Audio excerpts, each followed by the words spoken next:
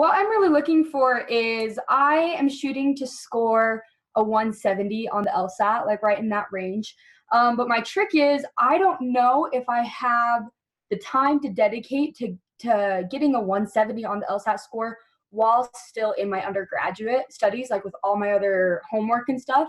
And so I'm kind of debating, like, do I take a gap year in order to get the score that I want, or do I take a little lower score and not take the gap year? If you have to take the gap year to get the 170, take the gap year. And so, yeah, because that's what I'm wondering, like, I don't know because I just know that there's going to be a lot of time to commit to getting that 170. And just with all my coursework too, I don't know if I can commit that time without the gap year. And so I'm just trying to see, like, what do you feel like is the time commitment? Do you feel like it's possible with good, like, study habits and things like that to get that 170? Yeah. So like I said, if you've got to take the gap year, it's worth doing to get the 170. But I also want to explore with you, how might you be able to get the 170 plus without having to take the gap year? Yeah. So I assume that you're looking to apply in the upcoming fall? Yes. To start law school the following fall? Yes, correct. So you could theoretically take the LSAT in June or July or September or October and apply in the upcoming cycle. Now you're still in college right now? Yes, I am. Okay. And are you graduating this year? Also, I'll graduate next April. Okay. Okay. So you're a junior right now. Yep. All right. So what are your summer obligations like?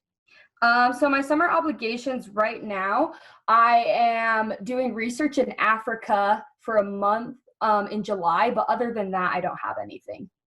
Okay. So theoretically, you could study a tremendous amount over the summer and then take it in the fall. Yes. What is your spring semester of college looking like? Right now? Right now. This semester? Okay, so right now I am in 14 credits. It's a fairly heavy load. I'd probably be able to commit a few hours a week, maybe 5 a week to studying for the LSAT, but I'm not sure if I'd be able to commit a lot more than that. Okay. Well, you could dip your toes into the water, see what it's like if you block off maybe a half day each week. Yeah. Like if you don't have class like Friday afternoons, maybe you could study then, and then study a ton over the summer, bring your books with you to Africa, then take it in the fall. Yeah. It's worth exploring because it could help you avoid having to take a gap year. And if, let's say, you register for the October LSAT or the September LSAT, if your test scores aren't where you want them to be in the final few weeks beforehand, you could always postpone or withdraw, and law schools will never even know that you were registered. Yeah. Okay. Sorry, I'm just going to take some notes. Yeah, sure. So my thought is you aim for the fall. If that doesn't work, if you're not ready by then, you could study a lot more over winter break between fall and spring semesters of senior year. Okay. And then take it in January. Yeah. What's the latest I could take the LSAT for this next upcoming year's law school applications? What's the latest they accept? The latest they accept varies from school to school. Some will take February, some will take March, some will even take beyond that. Not that it's necessarily desirable, but you could. Okay. The latest I would recommend would be January. Okay. What do you usually see? Because I've heard everywhere from like 150 to 400 hours for studying. What do you see most common for students that score a 170? What is their hour, like what is, I don't know, usually the average hourly study to get that 170? It depends on a tremendous number of different factors. I typically recommend on the more side rather than the less. Yeah. So typically 5 to 6 months to reach your fullest LSAT potential. Okay. Maybe 10, 15 hours a week. Some people spread it out more, some do less. I would not try to cram this though. I'm glad that you're thinking ahead on this one. Yeah, absolutely. Because I just know that the LSAT creates so much more than just like, studying for a test. It's a lot of these habits that'll carry through into law school. So I really want to make sure that those are ingrained to perform well on the LSAT, but also to make sure that performance carries through. Yeah. So I'd say it comes down to a lot of navigating dense, difficult text, and building that skill of pattern recognition, recognizing those methods of reasoning that recur, that repeat again and again. Because that way, when you encounter a new question on the exam, it's not really new to you because you've already thought through that during your studying. Okay. And then, of course, thinking critically. Yeah, that critical thinking and the analytics. With studying for the LSAT, I've glanced through your website a little bit with all the materials that you have. Do you have anything in addition to that you recommend to students shooting for 170? Yeah, sure. So aside from the free stuff, I have guides, cheat sheets, checklists, explanations, study schedules, and full video courses for every section of the exam. Okay. And aside from all that, of course, the actual official LSAT prep tests published by the Law School Admission Council. And so aiming for 170 plus, I would recommend doing at least the newer half of all released exams. There are nearly 100 of them released. Okay. Nearly 90 of them are numbered, and then there are a handful that are unnumbered. So I'd recommend doing the most recent 50 or so. I wouldn't do the older ones at the expense of the newer ones. So don't start with exam number 1 and work chronologically up to the present, because you may never actually get to the newest ones if you take that approach. Start in the middle, then start to work up. And then if you find that you have the time, you could dig into some of the older ones, perhaps, especially the logic games, if you really want to perfect logic games. Okay, sounds good. So you said if it's between scoring lower, scoring higher with the gap year, take the gap year to score higher. What do you see pros and cons of the gap year? Well, the pros to me is obvious. The pro is that you get a higher score. You get to apply with a higher score. And since law school admissions is primarily numbers driven, just a couple of points more could lead to significant scholarship money or getting into a better law school. So if you want the top 14, if you want the 170 plus, you want the scholarship money, that's really what it requires. It requires that top score. Okay. Downsides are just patience, having to wait a while. Okay.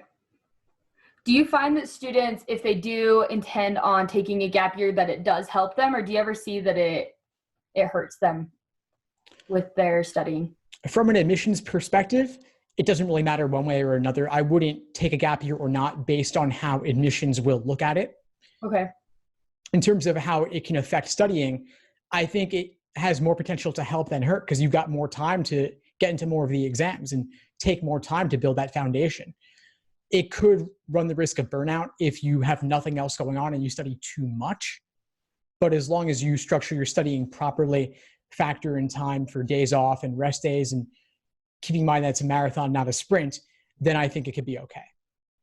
What is your recommended weekly allotment for studying? What do you recommend that you don't go over, stay within a range of, to avoid that burnout in any studying scenario with a gap year or not?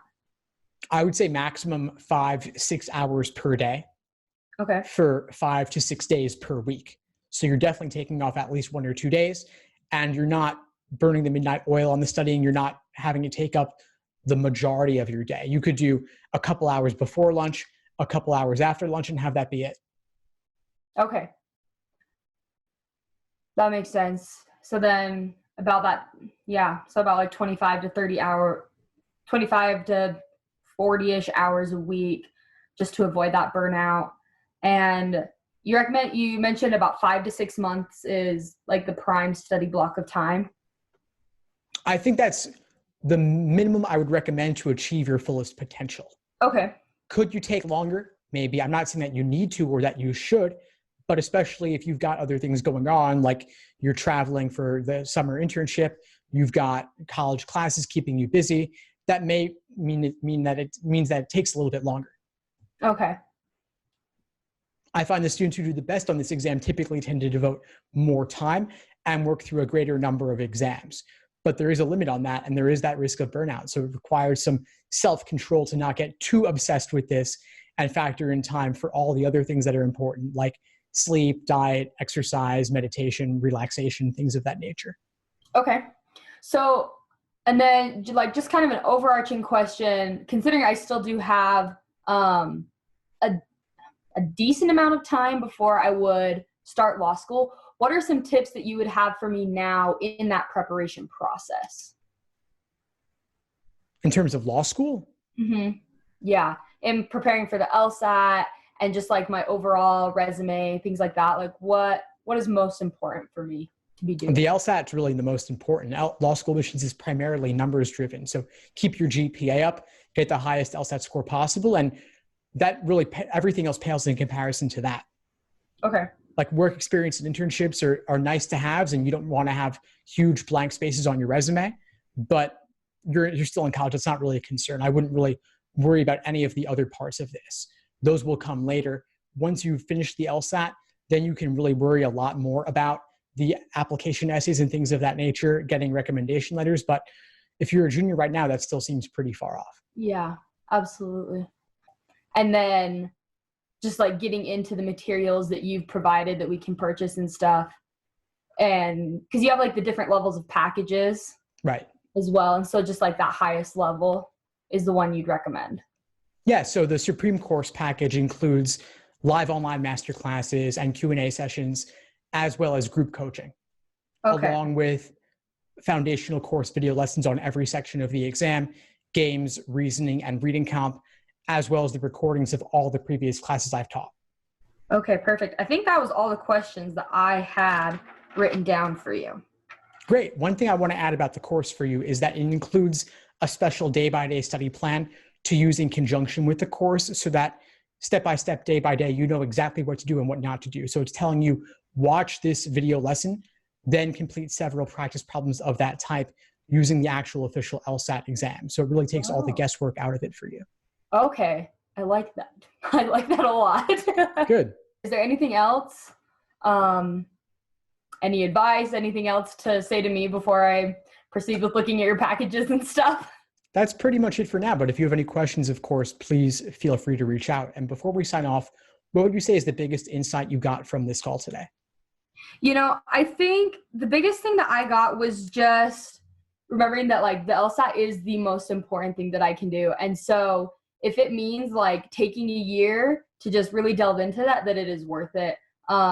Because not only will that help me better as a law school student, but eventually it's going to help me get into a better career, hopefully, because that score is going to help me get into a better school, and et cetera. Just keeping in mind that the LSAT score is the most important thing for me. Great. Well, please keep in touch and let me know if I can help in any way moving forward. Awesome. Thank you so much. My pleasure, Hannah. Take care. Thanks for tuning into the show. Please subscribe if you haven't done so already to be notified of new episodes as I release them. And feel free to reach out if you need anything at all as you move forward with your prep. I'm happy to help however I can. In the meantime, I'll wish you all the best and take care.